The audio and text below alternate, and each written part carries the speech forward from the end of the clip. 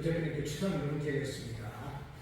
오늘 이렇게 많은 분들이 또 이렇게 못 나오고 그랬는데 얼마 안 되지만 오늘 이렇게 예배드려 나오시는 성도님들 참으로 주님의 이름으로 축복하고 환영합니다.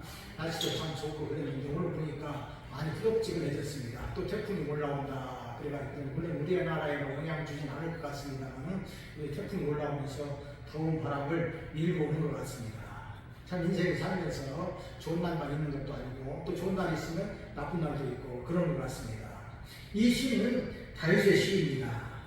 다윗은 믿음의 사람이요 하나님 마음에 합한 자가 이렇게 인정을 받은 그런 사람입니다.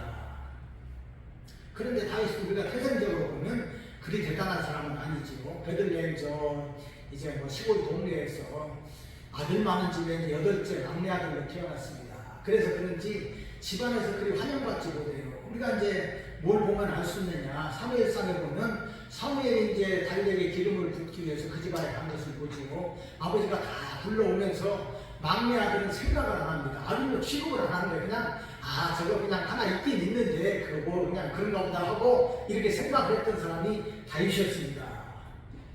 이렇게 자기 집에서도 축복을 받지 못하고 크게 인정받지 못한 다윗의 시였지만 그러나 그는 늘 자신에게 최선을 다하고 충성을 다했던 사람입니다. 우리가 성경에 읽어보면 다윗이 이제 자기 아버지 양을 치지요. 아버지 양을 들여서 칩니다. 소년이었을 때 쳤겠지요. 근데 양을 치다 보면 이제 어려운 일도 있고 힘든 일도 있습니다. 특별히 이제 짐승들이 와가지고 사나운 짐승들이 와서 이제 그 양의 새끼를 물어가지고 그러면 이제 사자나 곰이 와서 물어가면 다윗이 그것을 쫓아가가지고 그 입에서 어린 양을 찾아왔다 이렇게 성경은 말씀하고 있습니다. 그냥 보고 마는 것이 아니라 쫓아가서 찾아왔다는 이야기. 그러면 쫓아갔다 하면은 자기 목숨을 걸고 달려가서 찾아왔어요. 그것이 처음에는 어려웠겠지만 이것이 2번, 3번 이렇게 반복을 되다 보니까 요령이 생기죠. 그러니까 맹수를 대할 줄 아는 방법도 알았습니다. 그래서 그것을 이제 이게 뺏어오면은 맹수가 자기 이제 먹이를 빼앗겼으니까 가만히 있으려고 그럽니까? 죽이려고 그러죠. 그럴 때 그 시험을 잡고 그 짐승을 쳐주겠다 이렇게 이야기하는 것을 보게 됩니다. 그만큼 용감하게 하나님 안에서 그런 삶을 살았던 그런 사람입니다. 그뿐만 아니라 그는 하나님을 어렸을 때부터 잘 경외하는 사람입니다. 하나님을 경외하는 사람은 그 마음속에 감동이 넘치죠. 감동이 넘치고 감격이 있으니까 그 사람들은 하나님을 잘 이렇게 찬양하고 표현하는 그런 어떤 감성이 넘치게 됩니다. 그래서 다윗도 어렸을 때부터 수금을 타면서 하나님을 찬송하면서 시를 많이 지었습니다. 그 시로 하나님 앞에 곡조를 붙여가지고 찬송했던 것을 보게 됩니다. 우리가 시편을 보면 이제 한 반이 다윗의 시지요. 그런데 다른 사람이 지은 시도 물론 은혜가 되고 이제 깊은 그런 감동을 주기도 합니다만은 다윗이 지은 시는 굉장히 큰 감동을 줍니다.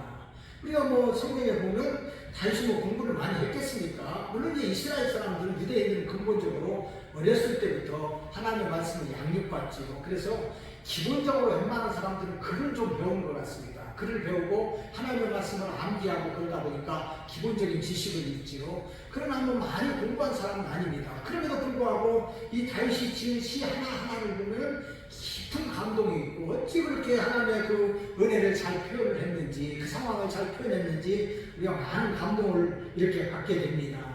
그런 다윗이었기 때문에 가정에서는 인정을 받지 못했지만 하나님께서 그를 인정해 주셨습니다. 그래서 사울이 하나님을 떠났을 때 하나님께서는 다윗을 불러서 그에게 기름을 부어가지고 다음 왕으로 선택했던 것을 보게 됩니다. 참으로 하나님 마음에 합한 사람 다윗이에요. 그가 이제 하나님 앞에 기름 부음을 받고 전쟁에 나가서 골리앗을 이제 싸워서 이기게 됩니다. 그런 후부터 이제 다윗에게 큰 어려움이 왔던 것을 보게 됩니다. 다른 사람도 아니고 사울 왕이 그를 죽이려고들 쫓아다녔습니다. 힘들고 어려운 삶을 살았던 것을 보게 됩니다. 참으로 곤고한 인생이고 도망자 인생이었던 것을 보게 됩니다. 참으로 곤고한 사람이다. 다윗이 자기를 가르쳐서 표현했다. 이렇게 보여집니다. 이렇게 다윗은 사울의 위협을 피해서 계속 도망다니는데 갈 곳이 없으니까 적군에 한번 들어갔습니다. 블레셋 아기스 왕에게로 이제 피난을 갔지요. 거기서 좀 몸을 의탁해 보려고 갔는데 거기에 있는 그 아기스의 부하들이 다윗을 알아봅니다. 그리고 이야기하지요. 사울은 천천히요. 다윗은 만만이라고 여자들이 노래했는데 바로 저 사람이 그 사람 아닙니까? 왕에게 이렇게 이야기했는데 다윗이 큰 생명의 위협을 느껴가지고 미친 채 했습니다. 대문에다가 뭐 글씨를 써서 그적그적하고 침을 쇠에다 줄줄 흘리면서 미친 채 했습니다. 그리고 그 자리에서 살아나왔던 것을 보게 됩니다. 그러게 다윗은 하나님 앞에 이런 모습을 합니다. 시편 22편 6절에 보면 나는 벌레요 사람이 아니라 사람의 비방거리요 백성의 조롱거리이니라. 아멘. 다윗이 자기를 바라보니까 너무나도 비참합니다. 나는 벌레요 사람이 아니다. 사람들에게 이렇게 조롱거리가지고 내가 미친 채 하면서 살아나왔는데 내가 어찌 참으로 사람다운 사람인가. 그래 나는 벌레요 사람이 아니다. 사람의 비방거리요 백성의 조롱거리다. 자신을 표현하고 있는 것을 보게 됩니다. 물론 이것이 다윗 자신을 가리켜서 말하는 그런 내용이기도 하지만 시편 22편은 근본적으로 장차오신 메시아를 위한 메시아의 시입니다. 그래서 이제 예수님께서 고난받으신 그 비하의 사건과 이제 예수님께서 부활하시고 승천하셔서 이제 귀하게 되신 승부의 사건을 다루고 있는 것을 보게 됩니다. 오늘 우리가 읽은 말씀은 그 중에서도 예수님의 승부에 대한 사건이죠. 부활하신 후의 사건입니다. 물론 이것이 다윗의 시니까 다윗의 인생과 연관되어 있습니다. 그러나 궁극적으로 이 시는 예수님을 가르치신다 그런 말씀입니다. 우리는 오늘 본문을 통해서 몇 가지를 조언받고자 합니다. 오늘 제목은 곤고한 자의 공부입니다. 하나님께서 곤고한 자의 공부를 들으시죠. 그러나 또 우리가 하나님 앞에서 바른 삶도 살아가야 됩니다. 그런 몇 가지를 살펴보기 원합니다. 첫째로 하나님을 경외하는 자의 찬송과 영광입니다. 23절 다시 보면 여호와를 두려워하는 너희여 그를 찬송할지어다. 야곱의 모든 자손이여 그에게 영광을 돌릴지어다. 너희 이스라엘 모든 자손이여 그를 경외할지어다. 아멘. 하나님을 두려워하는 너희여 끝에 가서는 이스라엘 모든 자손이여 그를 경외할지어다. 이렇게 말씀을 하고 있습니다. 하나님을 경외하는 자는 누가 합니까? 예, 하나님의 백성만이 하나님을 경외할 수 있습니다. 예수 믿고 구원받은 사람들만이 하나님을 경외할 수 있는 것입니다. 구원받은 그리스도인들은 하나님이 누구신지 잘 알지요. 우리를 구원하신 하나님, 오늘도 우리 아버지가 되시는 하나님을 두려워 떨므로 섬기면서 경외하는 것입니다. 여기서 경외라는 말은 두려워하다는 말도 있지만 묵다, 거주하다 그런 의미를 같이 가지고 있습니다. 그러기에 하나님을 경외하다 그런 의미는 그 안에 머물러 살다, 그를 의지하며 살다 그런 의미가 됩니다. 한마디로 우리가 표현하자면 하나님과 함께 살게 되는 것, 이것이 바로 하나님을 경외하는 가장 기본적이다 그 말입니다. 예수님을 믿고 하나님의 백성이 된 사람은 예수님과 한 몸을 이루는 것이죠. 예수님 우리 안에 거하시고 우리가 예수님 안에 거합니다. 그래서 우리가 영적으로 한 몸이 되는 거예요. 우리가 예수님을 믿었기 때문에 우리가 예수님이 내 안에 계시니까 성령이 내 안에 계시게 되는 것입니다.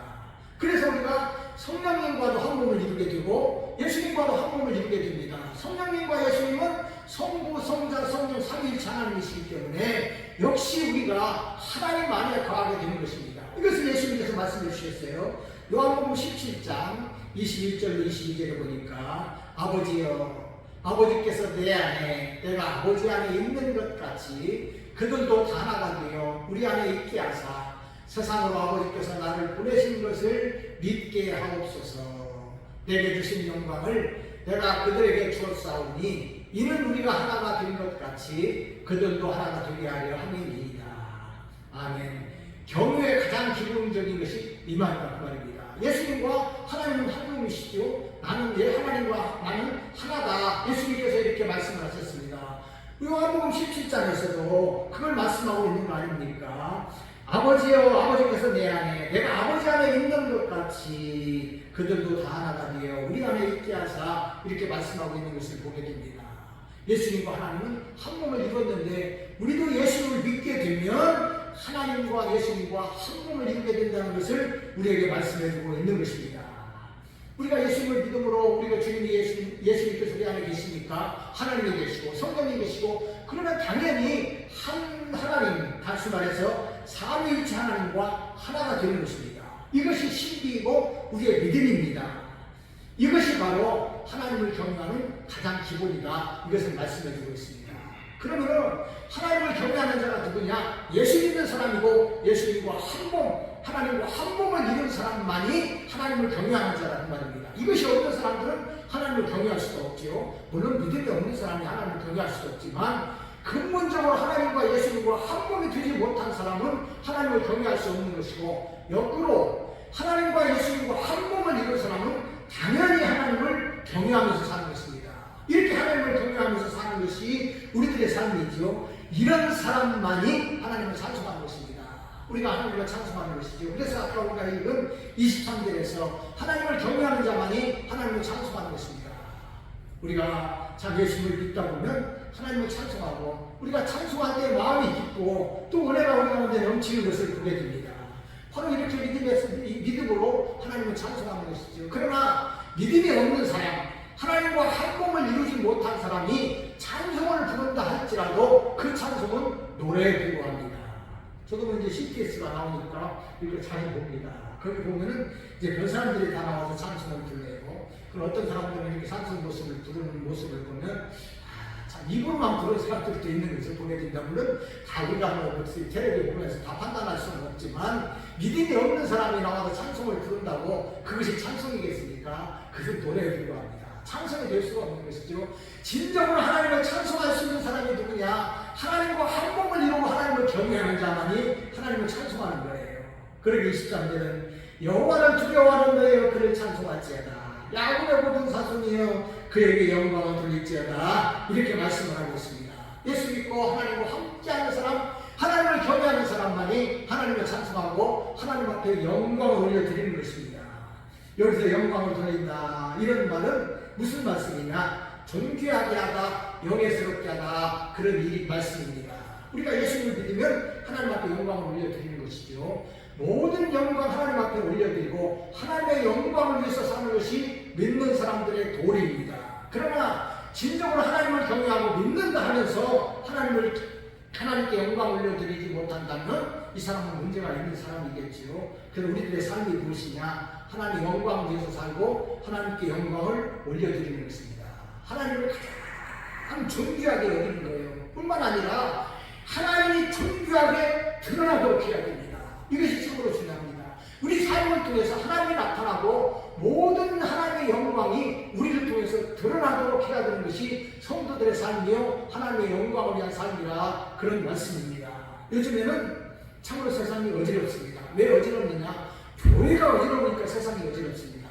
모든 영광을 하나님 앞에 돌려드려야 되는데 그냥 교회 안에서도 자기들끼리 영광을 돌리고 자기들끼리 영광을 나누면서 삽니다. 어떤 분들은 마치 목사님이 영광을 받아야 되는 것처럼, 또 하나님의 어떤 그 반열에라도 이룬 것처럼 영광을 받기를 좋아하는 분들도 있습니다. 그러나 이것은 큰일 날 일입니다. 있을 수 없는 것입니다. 우리 예수 믿는 사람들은 교회 안에서 목사님을 존경합니다. 그리고 존중이 돼야 됩니다. 그러나 여기서 넘으면 안 됩니다. 하나님께 대하듯이 목사님께 대할 수는 없는 것입니다. 그러면 어떻게 됩니까? 그 존귀와 영광이 하나님 앞에 가야 되는데 사람에게로 가서는 안 되기 때문에 그렇습니다. 그래서 우리가 하나님 앞에 영광을 드리는 것이 무엇이냐? 세상에서 가장 존귀한 것이 하나님 앞에 드리는 것이고, 그 존귀함이 세상에 드러나도록 하는 것이 우리들의 삶이다, 그 말입니다. 그러므로 우리가 예수님을 믿고 나면 예수님이 귀하고 하나님이 귀합니다. 이보다 더 귀한 것이 무엇이겠습니까? 세상에 그 어떤 것보다도 귀한 것이 예수님이기 때문에 우리는 찬송가 94장에서 주 예수보다 더 귀한 것은 없네. 이 세상의 부귀와 이 세상의 명예와 이 세상의 행복보다도 예수님이 더 귀하다. 이렇게 우리가 예수님 하나님을 찬송하는 것입니다. 세상의 그 어떤 것보다도 삼위 하나님을 귀하게 여기고 또 돋보이게 하는 것, 이것이 바로 하나님 앞에 영광을 드리는 것입니다. 그래서 우리가 하나님을 향해 기도하고 찬송 드리는 것이지요. 그러면 우리는 하나님과 함께 살면서 하나님을 경외하고 오직 하나님 앞에 찬송과 영광을 올려드리는 우리들이 되시기를 바랍니다. 둘째로, 하나님은 곤고한 자의 공고로 공고를 살피십니다. 24절이지요. 그는 곤고한 자의 공고를 멸시하거나 싫어하지 아니하시며 그의 얼굴을 그에게 숨기지 아니하시고 그가 울부짖을 때에 들으셨도다. 아멘.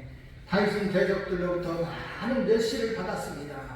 사울왕에게 쫓길 때도 그랬지만 그의 아들 압살롬을 피해서 반역이 일어났으면 피해서 도망갈 때에 베냐민 사람 시므이라고 하는 사람이 피난길에 있는 다윗을 쫓아가면서 다윗을 저주했습니다.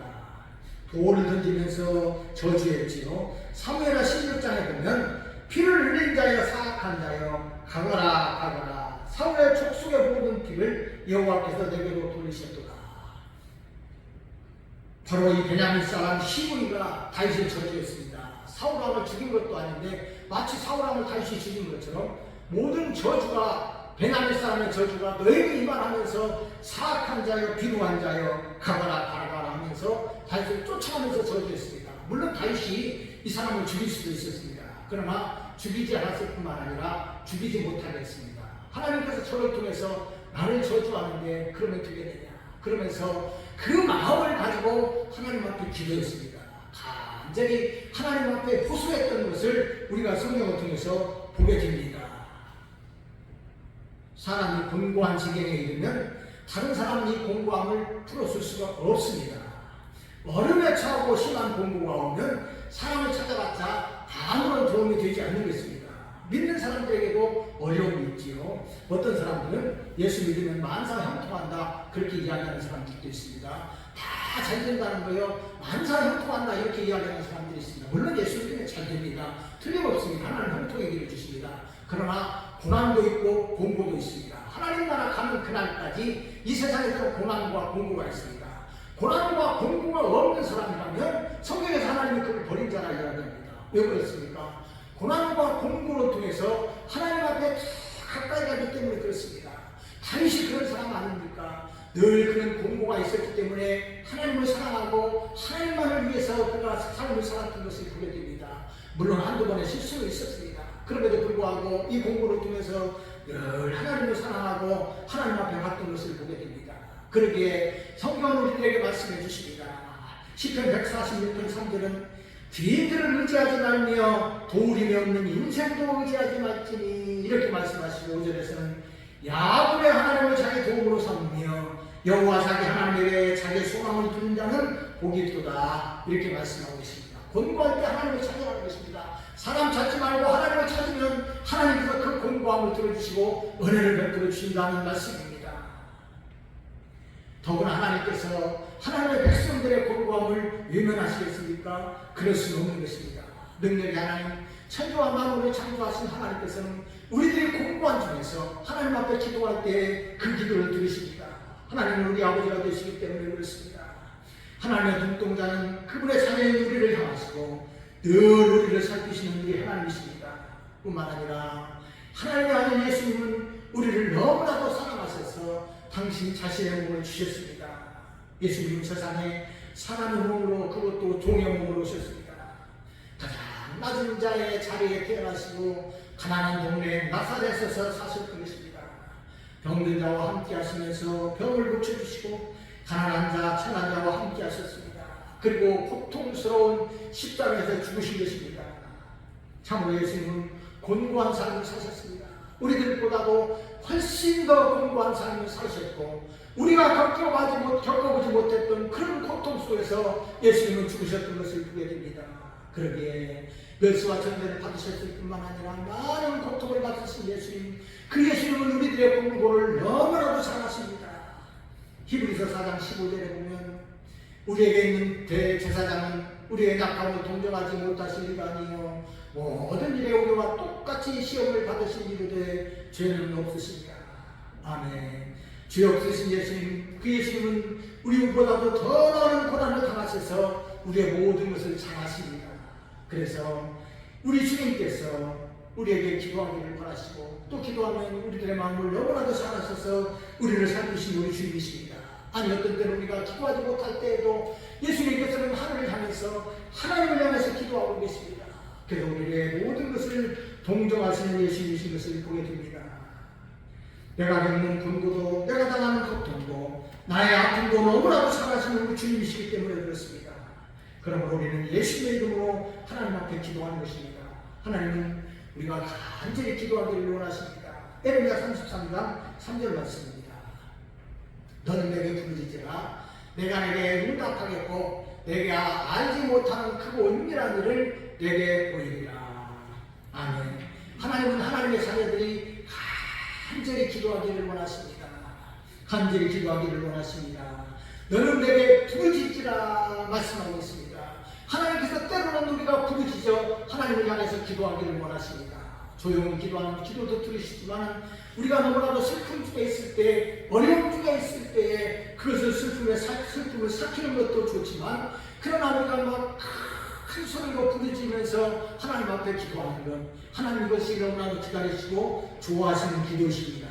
그러므로 어려움이 닥치면 간절히 기도하시되 부르짖어 기도하시기를 바랍니다. 그러면 하나님이 들으십니다. 그러게 다윗도 그는 곤고한 자의 곤고를 멸시하거나 싫어하지 아니하시며 그의 얼굴을 그에게서 숨기지 아니하신다 말씀하고 있습니다. 그리고 그가 울부짖을 때에 들으셨다 이렇게 말씀하고 있습니다. 울부짖는 기도는 하나님의 마음을 움직입니다. 자녀는 이제 부모에게 자기 어려움을 호소할 때도 있습니다. 자녀의 눈물은 부모의 가슴을 울립니다. 부모는 자녀의 눈물을 결코 잊지 않고 마음에 새겨둡니다. 그럼 우리가 어려운 일을 만나거나 인생길에서 견디기 힘든 일을 만날 때는 하나님 앞에 나와서 간절히 기도하시기를 바랍니다. 때로는 눈물 흘리면서 우리가 기도합니다. 울부짖어 기도합니다. 그러면 하나님께서 반드시 기도를 들으시고 응답하시고 피할 길도 주실 뿐만 아니라 헤쳐나갈 힘을 주십니다. 그리고 우리 앞날에 더 좋은 길로 인도하십니다. 그러므로 믿고 간절히 기도함으로 하나님의 은혜와 긍휼을 맛보시기를 바랍니다. 세 번째로 성도는 소원을 갚아야 됩니다. 소원 기도도 하지요. 또 소원하는 일도 있습니다. 이런 것들도 갚아라 그 말입니다. 부르짖고 하나님 앞에 간절히 기도하고 권고를 들으시는 하나님이시지만 그러나 너희들이 또 이렇게 하나님 앞에 서원하고 그런 것들은 갚아라 그렇게 말씀하시는 것을 보게 됩니다. 25절입니다. 큰 회중 가운데서 나의 찬송은 주께로부터 온 것이니 주를 경외하는 자 앞에서 나의 소원을 갚으리이다. 아멘. 예수 믿는 사람은 하나님을 찬송하는 것이죠. 기쁨으로 감사함으로 우리가 찬송합니다. 모든 찬송의 근원이 하나님이시기 때문에 그렇습니다. 이렇게 하나님을 경외하고 하나님을 찬송하는 성도는 그 소원을 갚아야 됩니다. 이것이 참으로 중요합니다. 하나님의 백성은 기도하면서 소원하기도 합니다. 가끔 이렇게 소원 기도하는 경우도 있지요. 또 그럴 수도 있습니다. 뿐만 아니라 회중 앞에서 소원하는 일도 있습니다. 그러면 이 소원의 모든 것들은 반드시 갚아라 이렇게 성경은 말씀하고 있는 것입니다. 반드시 지켜야 됩니다. 지키지 않는다면 회중을 속이는 것이 되고 하나님을 속이는 것이 되기 때문에 그렇습니다.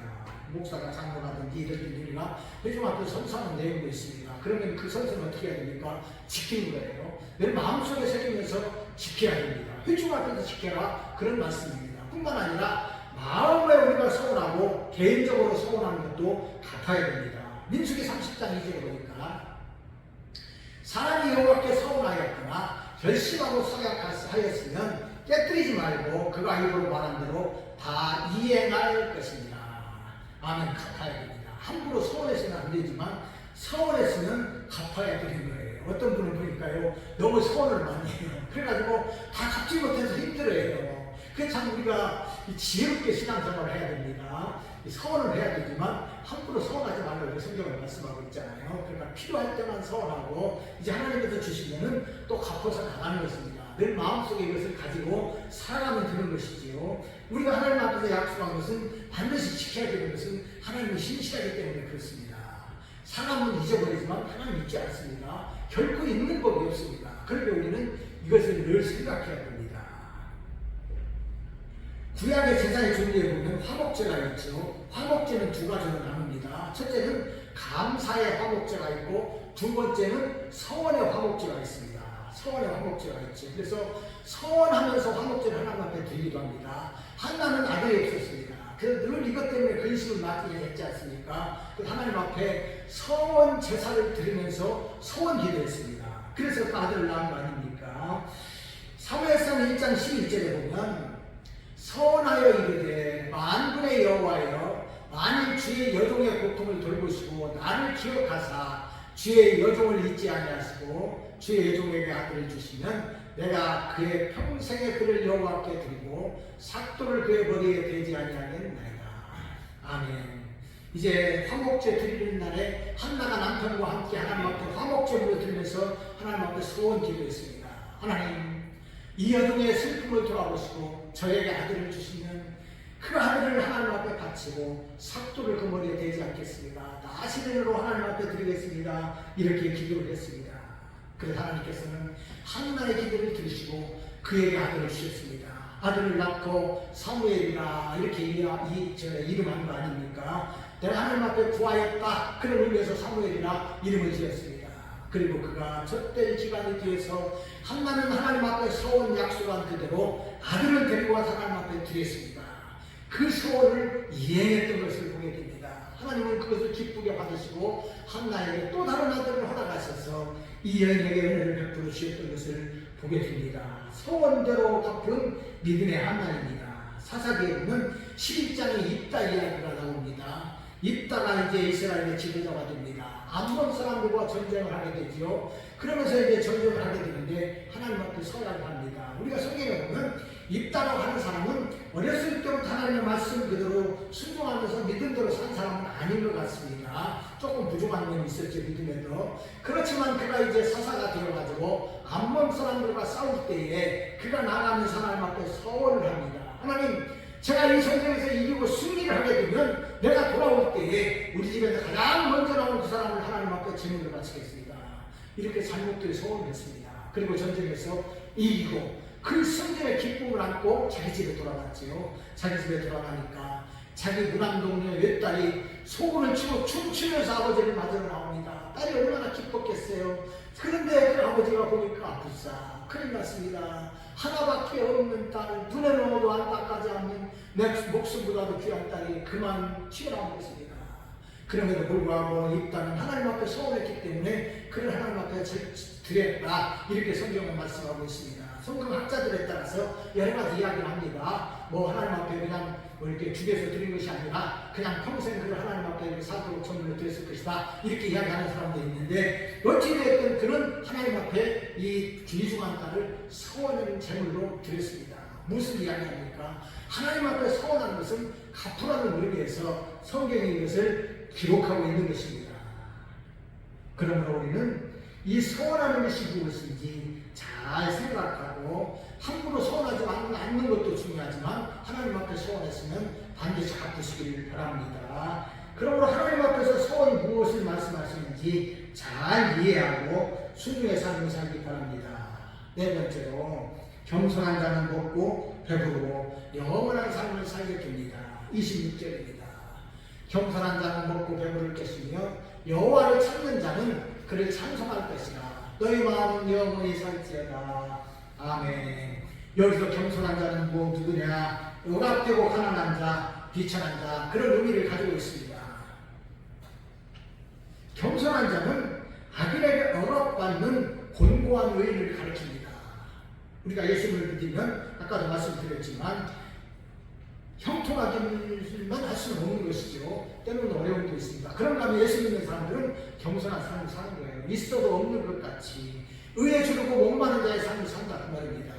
이렇게 자랑하고 나가서 이렇게 그냥 사람들이 자랑하고 이렇게 또 이렇게 뽐내고 그런 교만한 삶을 살고 오만한 삶을 사는 것이 아니라 겸손한 삶을 사는 거예요. 높은 자리에 올라가도 겸손하고 있어도 겸손하고 항상 그리스도인들은 없는 자같이 고난당하는 자같이 그런 삶을 사는 것입니다. 이것이 참으로 중요합니다. 이런 사람들에게 하나님 말씀하십니다. 먹고 배부를 것이며 먼저를 먹고 배부른다. 하나님께서 풍성한 삶을 주신다. 그런 말씀입니다. 하나님은 예수 믿는 사람들이 다 가난하게만 살기를 원하지 않습니다. 자손 대대로 가난한 삶을 살기를 원하지 않습니다. 하나님께서는 때로는 복을 주시고 은혜도 베풀어 주시는 것입니다. 다윗은 이것을 보았습니다. 시편 37편 25절 26절 너무나도 사랑하는 말씀이지요. 내가 어려서부터 늙기까지 의인이 버림을 당하거나 그의 자손이 걸식함을 보지 못하였도다. 그는 종일토록 은혜를 베풀고 구워주니 그의 자손이 복을 받는도다. 아멘. 아멘. 하나님을 경외하는 의인들 그리고 그 자녀들은 잘못되지 않는다는 것입니다. 하나님의 복을 받고 나누고 베풀고 하나님의 사랑을 전하는 그런 삶을 계속해서 살게 된다는 것을 우리들에게 말씀해주고 있는 것입니다. 이것이 또한 성도들의 기쁨이기도 합니다. 우리는 하나님의 주신 것으로 우리 혼자 살지 않습니다. 그것을 할 수만 있으면 베풀고 나누고 하나님의 영광을 위해서 우리가 살아가는 거 아닙니까? 이것이 바로 하나님의 은혜이기도 합니다. 그러나 근본적으로 이 말씀은 의의 주인 성도에게는 영적인 축복을 주신다 그런 말씀입니다. 주님께서 여기에 대한 답을 주셨습니다. 마태복음 5장 6절 말씀입니다. 의에 줄이고 목마른 자는 복이 있나니 그들이 배부를 것이요. 아멘. 의에 줄이고 목마른 자는 복이 있나니 그들이 배부를 것이다 말씀하고 있습니다. 의에 줄이고 목마른 것은 영적인 목마름입니다. 그러기에 배부름은 먼저 영적인 배부름입니다. 의에 줄이고 목마른 자는 하나님의 말씀에 목마름이 있습니다. 은혜를 사모하는 목마름이 있습니다. 말씀을 듣지 못한 기간이 가장 큰 기간인 것처럼 하나님의 말씀에 목말라서 말씀을 사모하는 자는 영적으로 배부르게 된다는 것을 말씀해주고 있습니다. 예수님께서는 성도들의 목마름을 해결해 주십니다. 그래서 예수님께서 나는 영원히 솟아나는 영원한 생명수라고 말씀해 주셨습니다. 영생수, 영원히 솟아나는 생명수가 바로 우리 주님이십니다. 우리 주님께서 우리에게 목마름을 해결해 주시기 위해서 바로 영생수를 주시는 것입니다. 그래서 영적으로 충만케 하시기 때문에 영적인 만족과 평안이 있는 것입니다. 이 사람이 영적인 평안을 누리게 되는 것은 영원한 생명이 있기 때문에 그렇습니다. 그러게 성도는 세상에서 어려움을 당하고 힘든 일을 당한다 할지라도 영적인 충만함이 있기 때문에 그 평안함으로 어려움도 이기고 세상도 이기고 나아가는 것입니다. 주님의 어려움을 나아가는 것입니다. 그러게 26절은 여호와를 찾는 자는 그를 찬송할 것이라 너희 마음은 영원히 살지어다 이렇게 말씀하고 있습니다. 너희 마음은 영원히 산다. 우리 영혼은 영생을 누리는 거 아닙니까? 우리 마음도 영원히 살면서 주님의 은혜 안에 배부른 삶을 살게 된다는 것을 우리에게 말씀해주고 있습니다.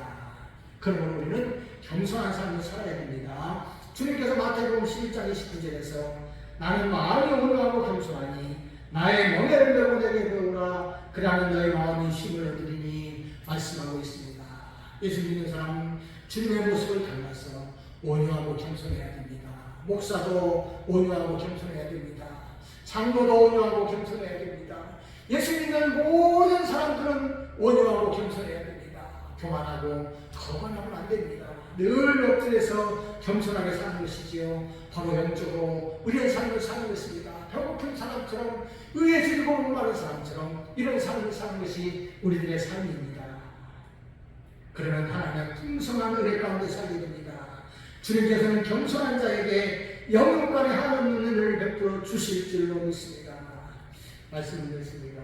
우리 하나님은 궁구한 자의 공고를 돌보시고 그 기도에 응답해 주는 분이십니다. 그러므로 우리는 하나님을 경외하면서 찬송하고 영광을 올려드리는 삶을 살아야 됩니다. 혹시라도 하나님 앞에 서운한 것이 있다면 반드시 갚으시고 겸손한 삶을 살기 바랍니다. 예수를 믿고 그 성품을 담아서 겸손한 자에게 하나님께서 천국의 영생을 주시고 한없는 복을 받아가실 줄로 믿습니다. 하나님의 은혜와 축복이 우리 모두와 함께 하시기를 우리 주님의 이름으로 축원드립니다. 아멘.